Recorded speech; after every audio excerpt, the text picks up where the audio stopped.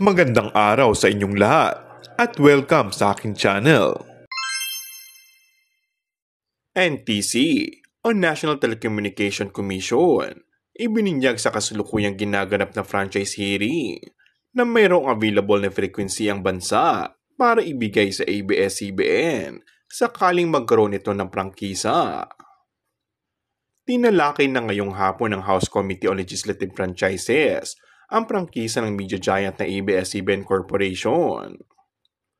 Bukod sa House Bill 11252 ni Representative Joey Salceda, tinalakay din doon ang mga naunang House Bill na inihain ng iba pang kongresista mula nang ipagkait ng 70 kinatawan ng prangkisa nitong Hulyo 2020, 2 buwan matapos mapaso ang prangkisa ng kumpanya noong May 5, 2020. Sa panayam ni Ms. Karen Davila sa programang Head Start ng ANC kahapon, bukod sa pagkumpirma niya na pagkakaroon ng pagdinig ukol sa prangkisa ng kumpanya, nabanggit rin ng chairman ng naturang committee na si Parañaque City 2nd District, Representative Gos ng Bunting, na walang bisa ang franchise renewal kung walang frequency o channel.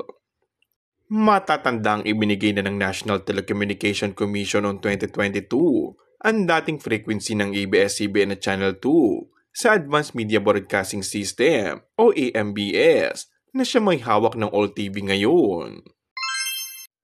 And that's all for our today's video. Kung bago ka lang sa aking channel ay mag-subscribe at pindutin na rin ang notification bell. Maraming salamat!